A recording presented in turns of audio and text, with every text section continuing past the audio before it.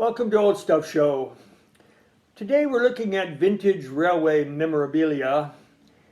The railway collector has access to a wide variety of collectibles, and I am only touching the surface of this today. We're going to start off with some ephemera in the paper area, but certainly there's all kinds of collectibles there in terms of things like lanterns and signs and photographs and tickets and transportation schedules, all that type of thing. So we'll start off with this little photograph here. This is where it all began in many ways. I did an interview with an older lady. She was actually 103 at the time, and she had memories of the horse-drawn trolley in my community going downtown from her place, which was out of the core of the area somewhat. And so that's kind of where it started. And she also reminded me of the fact that there were horse-drawn fire wagons, and she remembered the horses being gray and the bells clanging and the horses running, and it was quite exciting to watch, I suppose. So in the photograph area, I have access to a lot of different photographs. Certainly the engines are something that people are interested in. This particular one is the CN6218, which shows the last run from St. Thomas to St. Mary's, Ontario. And that was a big event because diesel transportation was taking over. And so I have numerous photographs of the engines, and in today's society, the younger folks have never seen a steam engine going down the track, and it was quite something. And I remember as a kid certainly seeing a lot of this where I lived, and occasionally there's one that, for memory's sake, comes through some of the cities to show people the engine and what it was like. And I know some places also have engines that are in parks that just sit there as monuments. So it's a time gone by, a different era. And from the pollution end of it, I remember too the smoke coming out of these engines, and the coal burning engines made an awful lot of mess, and the black soot often, if you lived around close to the track, would end up on your property. And so also then, in terms of a different type of railway car, it was the streetcar. And most of the big cities in North America had streetcars, and I'll show you some that go back in my community a little ways. They're just photographs that are probably from the 1920s. And in my community, these were electric driven. And they lasted until 1941, I believe, and then they switched over to bus transportation rather than streetcars. So last of the streetcars in my community was around the early 1940s. But in its time, in its heyday, it was the mode of transportation for sure. And there were all kinds of interesting streetcars, some of which are in museums today. And I have in my collection a color movie, of an interior of a streetcar in my community that was abandoned, and there was a society in Western Canada that found out about this, and they were restoring one, and so they wanted to know the color scheme and what have you, and I sent them a copy of the video. How did it get from my place, my community, way out west? Well, they sold off a lot of these when they changed over to buses, and some of these ended up in different communities out west, and that one in particular ended up in Edmonton. So, the streetcar era. Now, finding out information about different situations related to the railway, one method is through postcards, and I know some collectors that just focus on railway postcards, and certainly they're always interested in railway depots, railway stations. This is the Great Northern Railway Depot in Bellingham, Washington, in a sepia color. But collections can number in the several hundreds when it comes to just railway stations. And then certainly railways on the tracks. Here's one coming out of the tunnel, Port Huron and Sarnia, cross border. And that's also very interesting. I mentioned that some younger folks haven't ever seen a steam engine. Well, another thing they haven't seen because of the disappearance of some of the parts of the train is the caboose. And here's a very interesting pin back. We're trying to save the caboose. And as I always remember waiting for the caboose to come at the end of the train. It was always interesting and exciting. And so kind of fun to think about. Other kinds of paper collectibles, I mentioned tickets. This is an example of a London and Port Stanley Railway ticket. This railway no longer exists, and so to have that from a railway that is no longer there has some value, and it comes in many different forms. Oops, this is a long strip here.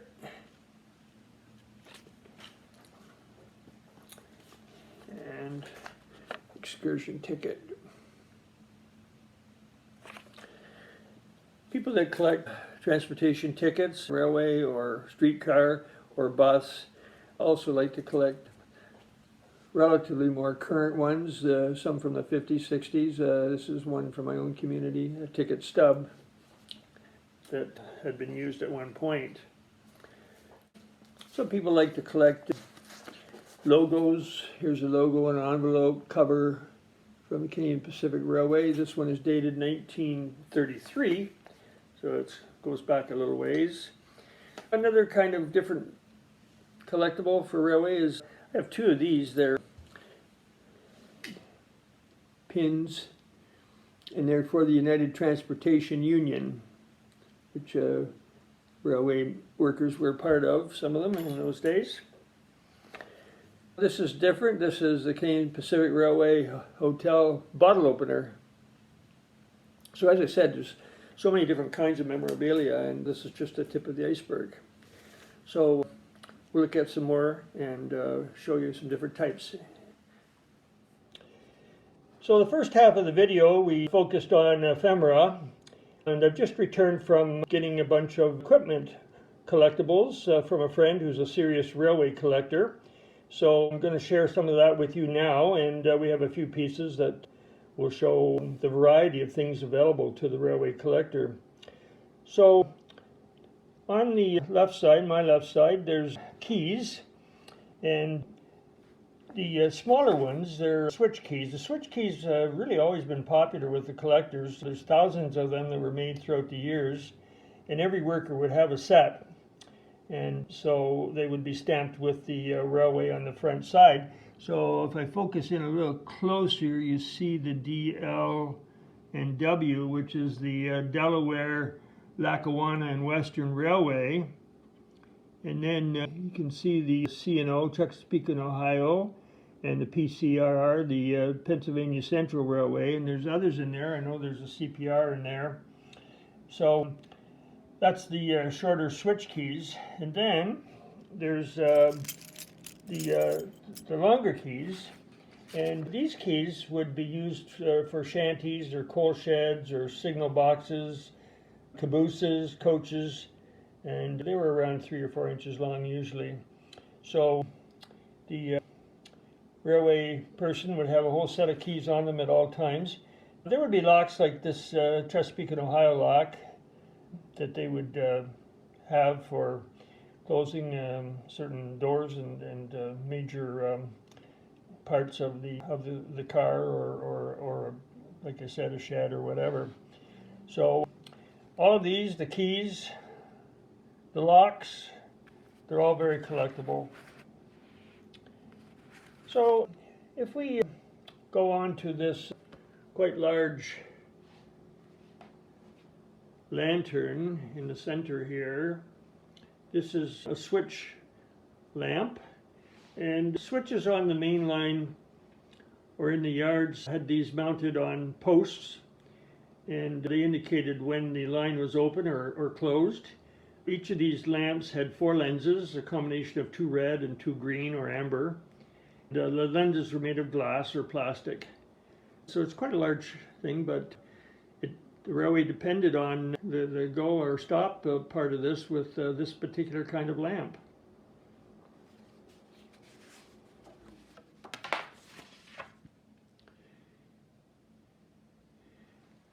So if we move over to this lamp here, it's the Dietz Acme inspector lamp.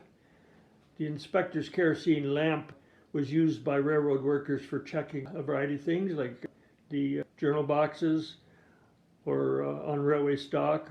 They also used to inspect open doors on boxcars in the old days for hobos. The lamp was equipped with a globe and a bright tin hood about 6 inches deep and with silver glass reflector. And it's interesting, on the side here you see the C1. So the railway worker would go into the equipment shop and would sign these out, and so these would have a code, and he would have to return the C1 that day, or if something happened to it he would be responsible for replacing it. So that's the inspector lamp. Now also, this is kind of really interesting thing, very, very tall, long oil, engineer's long oiler. It's a spout oiler, and there's a large variety of cans that would be a part of the railway, and so the most popular seems to be this engineer classic long spout oiler. And next are the various types of kerosene cans. Those from the steam era with the name of the railroad are a must in demand for collectors. And they're about 20 to 32 inches tall. So it's an important collectible for serious railroad collector. And then simple oil can here. These were used to fill the workers' hand lanterns with kerosene for the nighttime use, and the same with signal lamps. And there's a filler cap at the top so they could measure it.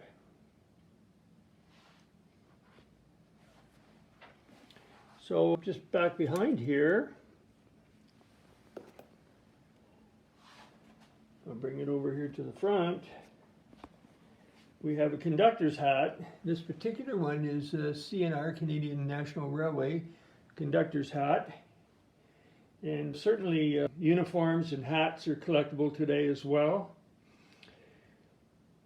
So you've got that type of collectible. You've got the equipment, various types of equipment that they used on a daily basis, and the ephemera that I showed you earlier.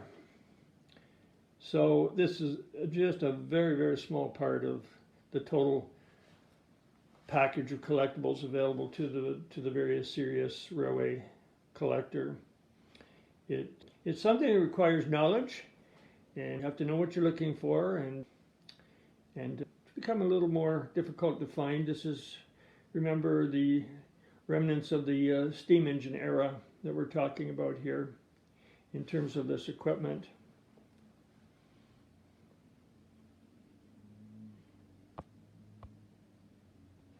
So that's a look at railway collectibles. I see the railway collector in two ways. I see the one that's kind of part-time, looking for simple things, often ephemera, like old tickets and things like that. And then I see the serious collector who's looking for those kinds of pieces of equipment, and they get into some pretty rare stuff. I know one person has a very extensive collection of railway lanterns, just railway lanterns, and they could run into well over 100 different ones if you're looking around trying to find something interesting. But that requires a lot of knowledge, as I said, and you have to know what you're doing. So I hope you learned something and enjoyed the railway collector video. Please try to subscribe if you would, And also be aware that my other videos on youtube.com are up around 40 now, and so I've covered a wide variety of collectibles and antiques. You can also check out my Instagram on Old Stuff Show, and just be aware that there's so much out there to be collected, and I've tried to offer you a little bit of knowledge and understanding about what you might be able to set your sights on. So again, thank you for watching, and we'll see you next time.